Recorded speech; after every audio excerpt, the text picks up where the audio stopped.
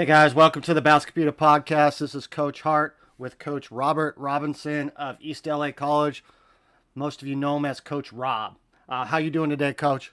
Doing really good, man. Good to see you again, as always. Yeah, me and Coach kind of I've been in the area together. He was at Riverside, Notre Dame. I was at Patriot and Riverside. Uh, as you guys know, he is now the assistant coach at East LA College. Before we get into more questions, Coach, and get into the meat and potatoes of this, just let us know, for the people that don't really know you that well, a little bit of how you got into coaching. My basketball coaching path stretches back to around 1997. I had a year of eligibility left in college, and so I was actually running track at UCR my last year, and the basketball coach asked me to help out Coach Macy and Coach Rusty Smith, and so I was kind of like a student assistant for like a year. When they said help out, I pretty much like showed recruits around because I could recruit them.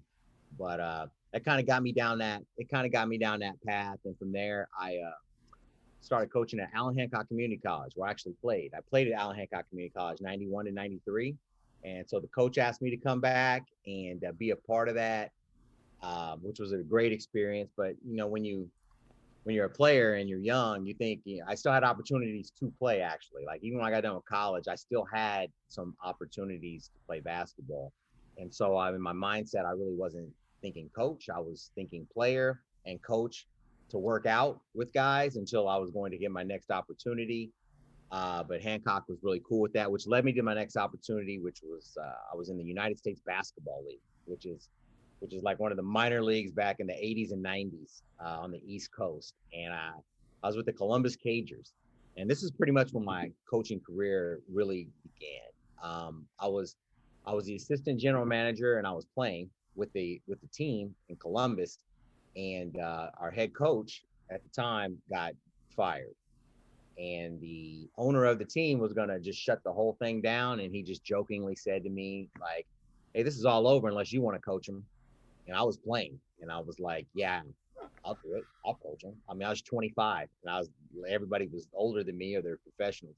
And so one day I was like on a Tuesday I was playing, and on a Thursday I was coaching, and that pretty much set me on my path because during that experience I thought of myself as a coach. Before that, I was just a player. I was a basketball player, and that really set me on a path to thinking of myself as a coach and a teacher of hoops, which was a great experience. But I was recently married, and my wife was expecting our first child. And the minor leagues of basketball, you don't get health care or a check some weeks. So I had an opportunity to get a job at a high school, and it was in Riverside, and they had health care and they had benefits and they had a check, and I had a kid come in, and geez, 20 years later, bruh, I spent 20 years there coaching high school at Notre Dame High School in Riverside. Uh, you mentioned a few of the guys, but what coaches have helped you along the way with your philosophy? Um, my philosophy as a coach, I watched so many. I watched a lot of practices. I would say the most influential I had was my junior college coach, a guy named Robert White or Bobby White. He was really hard nosed, and I think he was the most influential to me because he was the first person who told me I wasn't any good, like in my entire life. And he's like, "You're not that good." And when you're 18 and you've been great up till then, you really think you are. And then for him, and didn't say it in a mean way, but it really had an impact on me to improve. And so that has an influence on me as a coach. I don't tell kids they're like you're no good, but um, I immediately I let them know where you could be better at, and I definitely got that from him, and having to have hard conversations with talented people, because right now with what I do at JC, these guys are really good. We have so many Division One basketball players in our program, and you have to have difficult conversations with them about what they're not good at or what they're lacking in. So I definitely got that from from Coach White. But for the most part, I've been watching hoops my whole life, and as I got better as a coach, all I do is watch hoops and I reverse engineer. That's it. I watch it and I like what a guy does, and I kind of fit what I like to do with it, and Before I used to tape it on a VHS, but now it's a DVR, and then you just kind of reverse engineer how coaches do things offensively and defensively. So for the last 24 years of my life, I just watched countless hours of basketball and just steal everybody's stuff. That's pretty much what I've been doing. Okay. So, I mean, you were there for 20 years. The last, help me here, but I think your last 4 or 5 years were probably your most successful seasons at Yes. Notre Dame. You struggled at the beginning to build a program. How did you get it done? I mean, it's a small school. I mean, it wasn't known for basketball. And you built it. I mean, it took. It took a while. Yeah, it took a while. When I first took over the program, in the late '90s, there the landscape was so much different in Riverside or out here in the Inland Empire. I mean, out here we literally doubled how many high schools we've had in the last 20 years, and so it was a different time, and there was a lot of talent and there was less schools, and so like everybody was pretty good at the time. I mean, and you're familiar with the IE and around here, like Arlington and Ramona had Division I players on their team. Like they could knuckle up with Poly at any time. When King came into the league, they were really good when they came, but they would still lose to the above mentioned teams, including mine. So it was there was a lot of talent in the area, and it wasn't a lot of places, but it's got so watered down over that time. But when I started, we were pretty solid, but we were more of a football school at the time. And so I was playing with football players. And so we were good. Out of the 20 years I coached it at Notre Dame, um, we took first, second, or third 18 times out of the 20 years. We only didn't go to the playoffs twice. And the majority of those years, take away 4, were in public school leagues. There was only 4 years when we were in a private school league, which I fought notoriously when we did that. But that was a football decision, so they could win a CIF championship. The so in the beginning, it was difficult to get basketball players into Notre Dame because it was more of a football first mentality. And I was young too. We got to, in 2000, I was 27 years old, and that was the second year I was a high school coach. I was very young when I started, and so kind of puttered along there for a while. But I got really lucky in like 2007, and that Kenyon Barner, who played for the Oregon Ducks in football and in the NFL, he came to our school, and he was an incredible running back, but he was a ridiculous point guard. He was a high-level Division I basketball point guard. He was just really good at football, and he kind of changed the trajectory of everything because he was so good at football. Other kids that played football came to our school. And as a side note, and it's pretty interesting, I won some league championships from 2007 to 2010. We had really good basketball teams, but on those teams, I started 3 guys who got drafted in the NFL. So I pretty much had the best football basketball team probably, out of those 20 years that 1 year. But it still wasn't a basketball place. I was winning with football players and with kids who most of the time is, as you know by experience, just wanted to participate.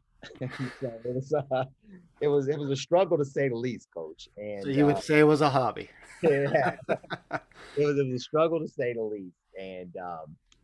And I had some good years. Over the course of my 20-year coaching career, I won 7 league championships, and it really helped winning those 3 in a row at the end. But they were kind of spaced out over the years. But after I had that run with football, um, it got kind of dark. And believe it or not, like I went on an incredible 4-year run. But the year before that 4-year run, we were 4-24, and I think that I was was my first year at Patriot. I think. yeah. We were 4-24. I was just getting it. There was no hope. I was getting it handed to me, and I mean, I was a good enough coach, and I was a teacher. It was like I was at the end. I'm like, I'm just gonna go somewhere else, because this no one cares here.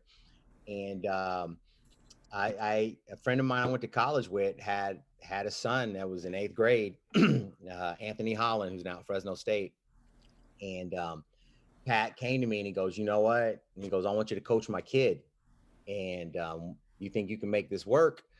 Um, and by saying yes to that, it opened up a floodgate of You got to get lucky in this game. And it opened up a floodgate of his associations and his travel ball and his parents and people that he was associated with. And I ended up bringing in like 5 guys that were really good as freshmen. And that began an incredible run of CIF championships, regional championships. But it was, I mean, I lucked up. I got some talent. It was, hey, no joke. Pat Holland's calling me right now. I kid you not. Pat Holland calling me right now as I just said his name. Pat Holland was calling me. Anthony Dad was calling me.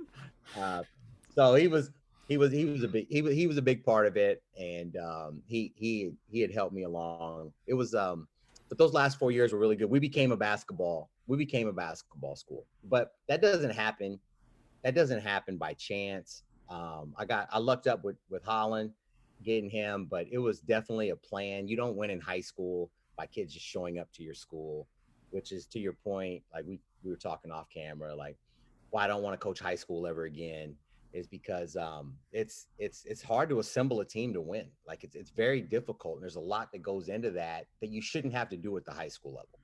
And because you have to do that, it takes away so much of the enjoyment of just being the high school coach. And it wore on me, it really wore on me putting together a team to compete at a very high level. But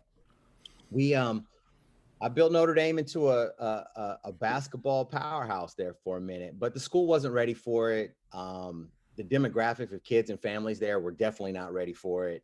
The diocese wasn't really pleased with what I was doing, and believe it or not, hey, let's just put out there, brother got fired, and so I just got fired on a June day, and which led to me going to East LA Community College. Before we get into East LA questions for you, we were talking off air about everybody wants to coach nowadays, but I mean, you're a 20-year guy. I've coached high school basketball for 24 years. I did the 5-year lower level thing and then got blessed to get my first varsity job at age 26. So I was a young cat that got it.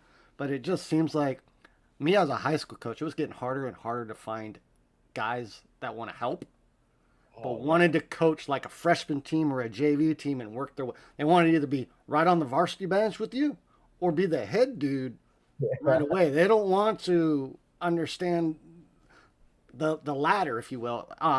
But other than that part, any advice you have for young guys wanting to get into this profession? Yeah, like for both, whether it be high school or college, especially for a high school, I ran into the same thing. Especially if you have a good team, like if you have a good high school team, nobody wants to come help you with the team on campus that's not that team. Like when we were really good, everybody wanted to coach with me, but they wanted to be on the team that was going on the bus that goes to state. They didn't want to be on the team, that's playing Saturday afternoon games over at Rubidoux High School. They didn't want that. And so it's hard because people coming into our profession of coaching, they don't get into it to be a freshman coach or a JV coach. So they have a different kind of mindset. But the advice I could say is to any coach, like if you have the opportunity to coach your own team, I don't care what level it is, you take that opportunity immediately. What I mean by that is like you get to say who's subbing in, you get to make adjustments. Yeah, you get to have those halftime, pre-game, after game, the next day film sessions, like with your own kids. Like learning that process is invaluable. And although you can get a lot of knowledge and you can really prepare being an assistant coach, there's nothing like having your own team. There's nothing. And so if you have a chance to be a JV coach, you jump on that immediately. Like, I got it. And you tell your head coach that moment, like, I got this for you, coach. Like, I got the JV team. I'm giving out the uniforms. I'm taking care of that. I got the practices. You can come help if you like, but like you just take care of that and you dive in. And that really prepares you because in most cases, when you do that, you're also going to be able to help the varsity anyway in some capacity. Especially when you get towards the end of the season, it's all hands on deck and like everybody is in the mix. And in the summers, I don't know how you did it, but I would let anybody coach my team in the spring or summer. That was in my program. Like if you wanted to coach my squad, heck, go for it. Please, go and do it. So there's so many of those opportunities. But for a young guy, if someone offers you, hey, we want you to do the freshman team, the answer, you say yes before the sentence is even finished. Like, yes, I got it. And then you dive in and you be a coach. There's nothing like being the head coach of a team at any level in high school.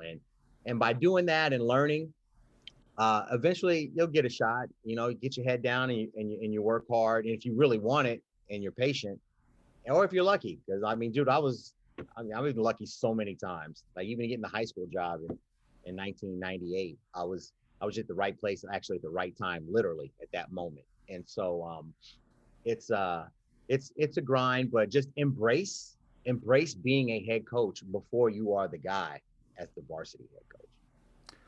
Well, God had his plan, and you made your way to East LA with Coach Mosley. Um, we got to see some of that unfold on Last Chance U. We'll get into a few of those, but how is it different, man? I mean, is it night and day different coaching at the JUCO level as compared to high school? I mean, I'm sure your duties of cleaning the floor and all that stuff is still the same whether people want to believe it or not, but and maybe even worse at the Yeah, JUCO level. But yeah. just let us know a little bit. How has it changed for you? I mean, we saw you doing the laundry, we saw you hanging the jerseys, we saw Did it you doing all. all that. I did it all. The well, you know, those last couple years that I was coaching at Notre Dame, like I had like that last year I coached, I had 6 college basketball players on that team at some level. And that's a pretty high level for high school. But even that doesn't compare to high level junior college. Now, junior college has levels to this thing, though. There are levels to JC. There are JCs out there that like that Centennial would Corona Centennial would beat by 10. There's JCs that aren't that good in California, but when you get into like the top 10 or 15, they are incredibly talented and very well coached. It is a high level of basketball. Um, so it is night and day between high school and high level JC basketball, and in so many different ways. One, the players are bigger, they're stronger, they're faster. But what I loved about it, like the first day, was these dudes are young men, and like they're like men, and they're young men, but they're men. There's no longer conversations that I'm having, like, and you know this so well. Every time I'm having a conversation with a high school kid, I fully realize that this conversation is going to be misinterpreted to a parent within 1 hour. And so that that pressure, that conversation, you don't have at JC. It's just me and that kid, and I could give a damn about what their parents think at all. Like we engage with families and parents. And it's not that you don't, but when it comes to basketball, it's like, you know, they leave it at the door. It's they have nothing to do with it, and you can just speak to the young man. And one thing you gotta get used to, one is the language. You gotta get used to that, because you can say anything in college. Like the players, I'm not one to cuss hardly at all at players, or even that much during the game or in conversation. But these kids, I mean, they just say whatever. There's no filters, as you saw in the show. They're absolutely, there's no filters with men. And so, but I enjoy that aspect of having real conversations, and not always looking over like my shoulder. When you're in high school, you're consistently looking over your shoulder as to what did the parents think, what did the admin think, I mean, what did the fellow teachers think? It's always like you're always just on this swivel, because as a coach in high school, you know what it takes to get done. You know what it takes to be great, but everyone around you doesn't. So they don't understand what you're doing. So they don't understand how you relate to players. They don't understand how you coach kids. But at the college level, that's all. It's like, hey, you could just get after them. And so it is pleasurable, to say the least. And another reason why I do not want to go back to high school anytime soon. I would say this, and now that you've coached junior college, you played in it yourself. I used to tell the kids at Patriot, get your grades as high as you can get them, because it's probably easier for me to find you a D3 school to get into than a local California JUCO, because they're men. Most of the guys that are in programs, yours included, your guys is included. I mean, even Chafee up the road, San Bernardino, the local ones, they're not necessarily right out of high school guys. Some of Oh, them are men, 22 years old, out of prison, yeah, uh, military. military. Things went Yeah, on, and it's almost harder to make a squad at the JUCO level than it is a D3. So the misnomer that I would tell people, oh, I'm just going to go to the local JUCO because is that no, is that now that you've done the show and now yeah, you're talking to recruits, is that myth and mythology of I'm just going to go to the local JUCO gone? yeah. That's not going to happen. That's kids. Kids think, well, I'll just go play college basketball. That's not going. That's especially at the high level of JC and the ones you just spoke about, uh, Chafee and RCC and San Rafael Valley. Like those guys are good. They have so much talent on those teams, and they've got really good coaches. You have to be exceptional to play at that level. I mean, exceptional. Right now, and it is like our team was one of the best in the state and the country a couple years ago. Right now, we're as talented as anybody in the country. Our team, as we speak today, we are absolutely loaded with talent, and we're one of the best teams. We're one of the best teams in the country, and we have maybe like 24 guys on our roster right now, Coach. Two of them are coming from high school. Two. That's it. There's 24 dudes in our gym. Two of them played high school So basketball. you're saying class of 21 guys. Yeah, class of 21 guys. Okay. And I would be shocked if they saw the floor. Like I would be. We got guys in our team that came from Division I schools. We got guys who went prep, red shirt, COVID. Now they're 21, 22 years old, and they were really good in high school. Like guys that if you saw them, you would remember them too when you saw them on the circuit. You'd be like, I thought that dude was in the Pac-12. Like, no, he's not. He's at East LA after these last 3 years. Um, it is very hard. You have to be very good. You have to be very dedicated. And to your point, NAIA, Division III, even some Division IIs, you'd have a better chance than you would at a high level of junior college, especially if you have any means or resources as a basketball player. Like if you can go pay to go to college and split some of that bill or fill some of that bill to go play at a school or a university, you have a better chance of going there to play than you would at our school. Like the kids we have like there's kids that want to play for us. Like you send them on, like nah, like you know what, you go play at Redlands, and Redlands is a great basketball program for that level. Incredible, Whittier, all kind of good players. I'm like, yeah, you should go play there if you can, because you have a better chance of seeing the floor there than you would with us. Ours, JC's a different beast. It's a different beast. A little bit about Last Chance U. I mean, you had to have you had a camera, you had a microphone on Yep. you. Uh, you guys had a very good team. You made it to the Final Four of state. I mean, everybody saw you're on the bus, getting ready to go. Get off the bus. Get off the bus. I mean, but how difficult was it to keep the players um, focused and not maybe getting into celebrity mode or whatever you want to call it there? How much drama was that for you guys? It was difficult in the beginning. I mean, it was an adjustment period because you're in the gym and you're getting after it and you're doing what we do as coaches and players, and then like one day you show up and there's a camera crew there. And so anytime cameras come on, people are different. I don't care what it is, what the profession is. And so it took some time. Like I didn't know myself. I was uncomfortable. I was uncomfortable for a week or two. Every day I would, and you kind of saw it in one of the episodes where like I drive up and when I get out the car and they were filming me, but that was every day. Like every day when I drove up, we have a production truck in the parking lot, and the guys would be in the back of the production truck and they're just chilling and they're waiting for me and Coach Mosley to get there. And when we get there, they come mic me up immediately, and then they put a crew on me, and that's it. And that happens for 10 hours a day, like 4 days a week at least. So I'm being filmed and recorded like all day. And as anybody listening out there know, nobody is supposed to be recorded all day. So it takes a while to get used to it. And the players, they're a little extra when it first came. They were a little bit extra, but Coach Mosley's practices are so intense and they're so hard that you forget. Like you really forget. And after a week or two of them, they got adjusted as well. And when it's kind of cliche to say, "Oh, you forget the cameras are there," but you really do. We at a point we just forgot about it. Became really good friends with the camera guys, um, and you had a great relationship with the production team. And when you had to say, "Hey, turn the cameras off," they turned them off. They would just turn them off because there's a lot of things that conversations you're having with young men that are 20 that aren't supposed to be filmed.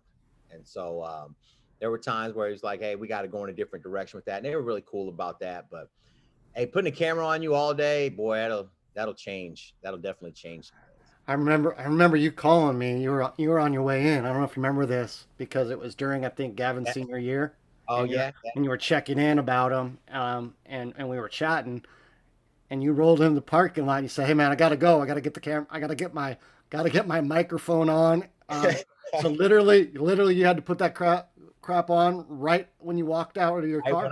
right when I pulled up, like I said, there's a big production truck in the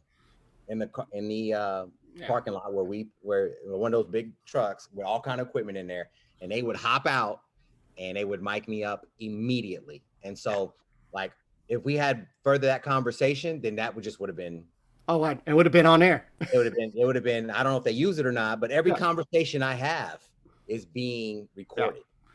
Every one of them. So did they Even ever follow you in your car home like they did with the Oh, shot? for sure. Yeah, they came home with me every couple weeks. Okay. I had barbecues. I had this huge Super Bowl party. They didn't put any of it in there because I'm a huge Chiefs fan, and the Chiefs win the Super Bowl. And I had like the whole team over there, and they came out, the whole production crew and the whole thing. We had this whole huge day at my house. Not 1 minute made it into the show. So out of curiosity, you lived it. Then Yeah. you went and probably watched it. What were your thoughts when you went through the season? I know. I think I instant messaged you on Facebook, and I said that opening scene with Joe. I was like, "Holy crap!"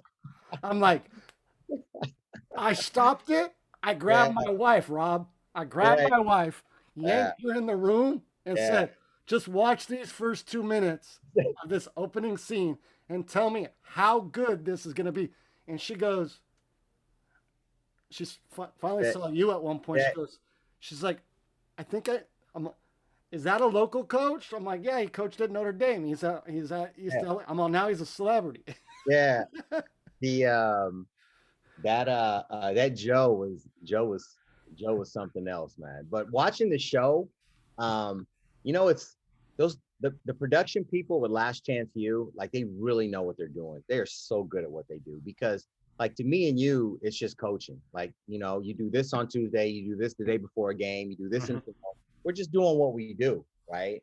And so many times during the year, me and Coach Mosley would just look at each other and say, "Hey, there's no show here. Like, what's the show?" Like, although all this stuff was going around, like I'm talking to Deshaun, about the living will he's going through with his mom. Like I'm talking to her, like we're talking to Joe about his legal issues or whatever, or we're talking to KJ about, they like I know they're going to offer you 20,000. Don't take it. You need your eligibility. You know what I mean? So you're having all these conversations, right?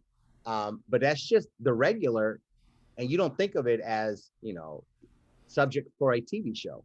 And so when you're in it, you don't even see it. And then when I watched it, I'm like, oh my gosh, what a story! Like it was better watching it than living it. I was like, when I was into it, I was like, wow, this is great. This is dramatic. But while you're in it, it's just Tuesday. You're just doing it. So it was cool to watch though. It's kind of surreal watching yourself. What's surreal is that moment because everybody watches Netflix and then leaves the room and then they have advertisements on your screen. You know how they just random shows? It's surreal when your face is on there. Like the first time that happened, I was like, oh shoot, this is real. It was like a week after the show came out. And somebody actually sent me a picture and they're like, oh shoot, hey man, you're on the advertisement going across the screen right here for Netflix. And so it got kind of real, like real quick when that happened. So how many guys that were? I mean, so you guys didn't play a whole year. You guys didn't get to play. We I didn't- mean, you lost your season. You lost your chance to win, go for state. I mean, the top two teams were Santiago and you, I believe, were in the from the final. south. They were from the south, And and you were then going to play. Who were you guys going to play? we were going to play. San Francisco? Yep, San Francisco was the top team in the north, and there was like Santiago definitely being one of them. There was like 4 teams that could have won that thing. Yeah, and that's if you guys would have played San Francisco, how many D1 players would have been on the floor? Oh my gosh. Well, we had 7, and Okay. I believe they had 6. Okay. And when I say we had 7, we had a couple of guys that are D2, but those guys went D2 because of semester issues, meaning like they've been in school for so many semesters. So that the talent on that floor with us in San Francisco City would have been monumental for JC because it was so much out there, and we were looking forward to it. But even that being said, I mean, Santiago was as good as both of us. There was the best shooting team I think I've ever seen in my Oh life. yeah, they were. Yeah. Well, it could have been. Neither one of us could have been playing in that game. We would have been playing Santiago, or they would have been playing. I can't remember how it worked out, but you can lose those games just as easily as you can win them. But that definitely would have been a lot of talent on that floor. So how many guys are returning from that team? 2. Two? We have 2 guys returning. One of them is he's a scholarship dude. No question. He just made the top 100 at the All-American JC camp. Actually, a kid. He's from out of Blair High School in Pasadena. Like to our point that we were talking just a minute ago. Like he's 2017 Blair, and he's playing for us, and that's what a high school kid's up against. Like 6'5", 215-pound freak athlete who's almost 22 years old. So that's to our point earlier. That's why it's so hard. Yeah, they don't believe you until you let them in the gym. Like I could take one of your kids or any high school kid into the gym today with his family, and they would, humbling would be an understatement. They would just be in awe of what they see. But we got 2 guys coming back. We had a really good team for last season that got canceled because of COVID. Like the whole entire season got canceled. We had a really, really good crew last year. So it's kind of an interesting thing we have with our team this year because all of these guys are going to come back who didn't play this year. So you usually get JUCO guys who need junior college for 2 years, maybe 3. But because of COVID, they got a free year, but they went academically. So we're only going to get these guys for 1 year, and they're all going to get out at the end of this upcoming season. So we have a pretty big roster, only 2 guys returning, but it's safe to say we probably have more talent. We have more talent 1 to 10 on this squad than we did our previous year. But at the top of that, though, I mean, KJ and Joe are really good.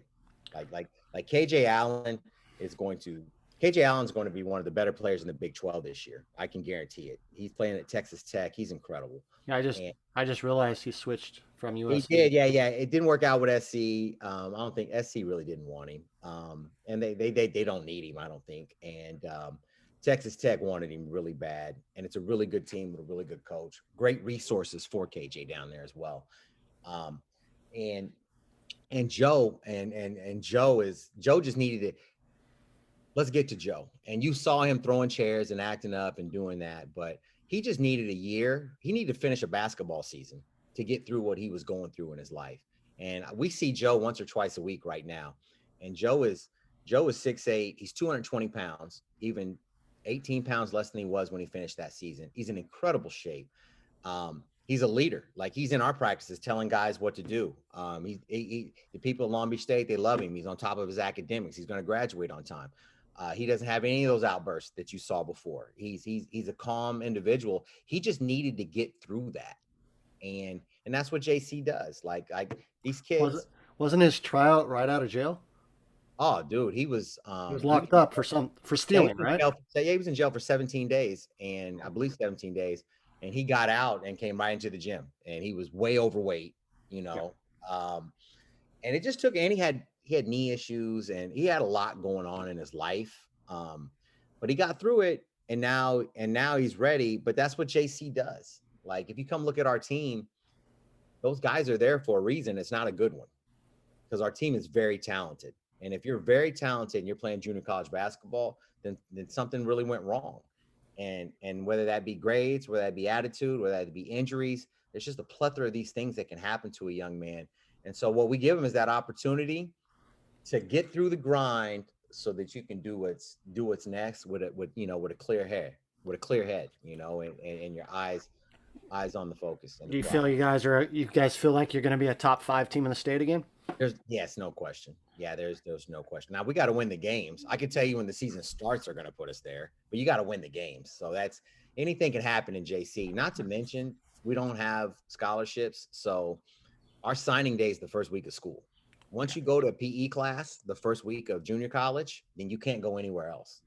So like the first week of school after the first PE class, like we celebrate in the office. That's the day. But until then, we're all on pins and needles because the kid can go anywhere. He could be with us today. He could be with Vincennes, Indiana tomorrow. I was gonna briefly talk about that because I know you're short on time today, but um, California JUCO compared to national JUCO, you guys don't have scholarships, and as people, if they've watched Last Chance U, if they went through the football stuff where the guys were living in the dorms, well, Yeah. they did the California football, so people kind of got to see how people don't live in the dorms. How much of a disadvantage do you think that is? It's a Or huge, it's a huge disadvantage. We can't house our kids. Like they got to find a way. Like you might know somebody and be like, hey, there's an apartment complex, off of such and such that rents to college kids locally. Like that's the best we can do. So it's really hard logistically. And one of the things about our show that you really didn't see that I think the one thing that they missed was the miracle of 3 p.m. every day when we even had practice, because the kids came from so many different areas. Just to get them together for that moment was in itself an accomplishment. National JCs don't have that. They have 15 scholarships. They put them in a dorm. They they can only monitor. showed if Joe was going to show up.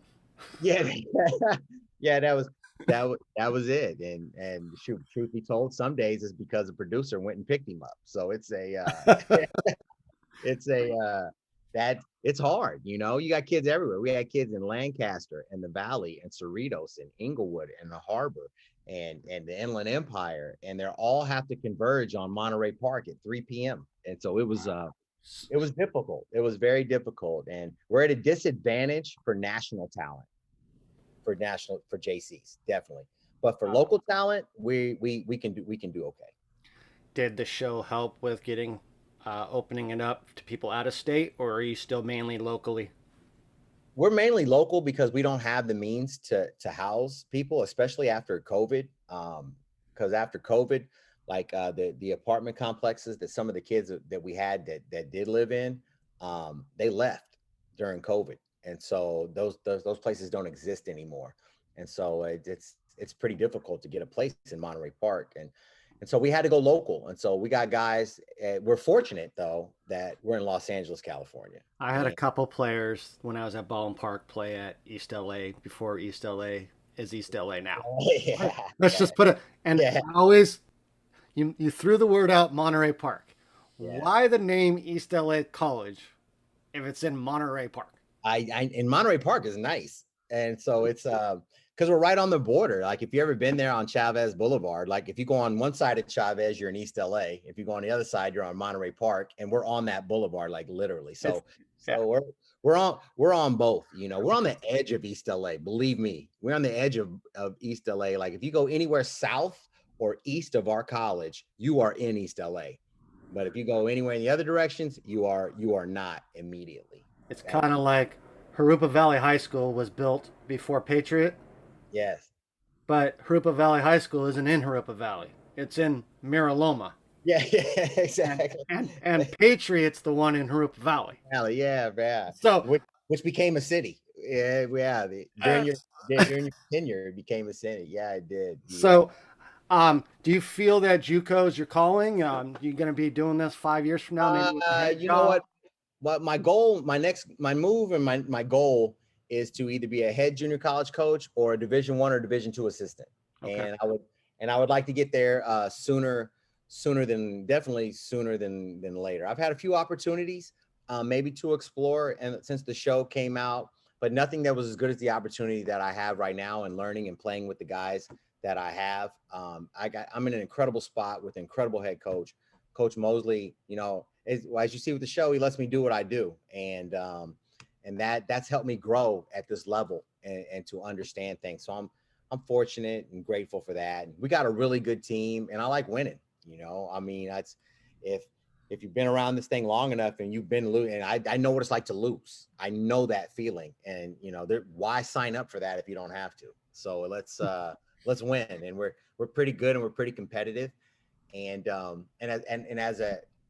another note, there's talks. There's a possibility that we could have a season 2 of Last Chance U that's going to come back. It's always fluid when you're talking about production and Hollywood, but the might and the want is there to do it.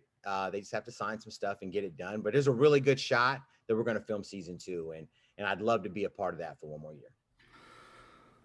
Well, last thing for you, I've had some California JUCOs on. Are you guys on the docket this year for schedule? Do you have Coach Perry Webster at Fullerton? Are you guys playing? Man, we're not going to see him. I would love to go down there and play. Go to the Hornets' Nest. Go to the Hornets' Nest. They're another team that is on our is. We are eye to eye. We are on the same level.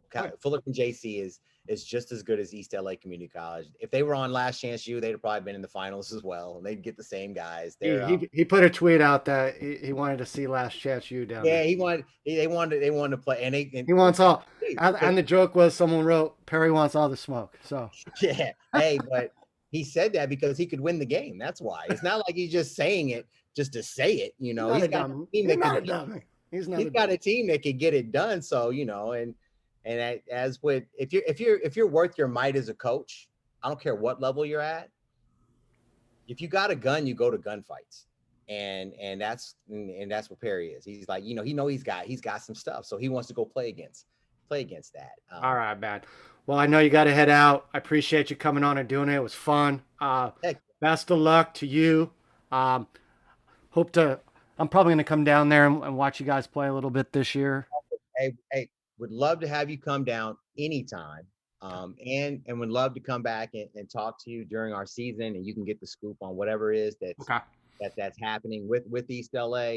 Because there's going to be some things, man. I mean, we still have some games scheduled because we might go play like the top national JC, like in Florida or Iowa. And we're talking about like maybe a TV game. Like there's some things in the works that could be pretty cool, and hit me up. We'll discuss. I want to do it again because I think eventually California needs to go to National JUCO. Maybe we can. I agree completely. Even if it's just the swath of us, even if it's just 50, the top 20s, the top. 20. Just like hey, let these schools that want to do it, let them do that. Now there's schools that have the means and the want, and the ones that don't, well then you be D3.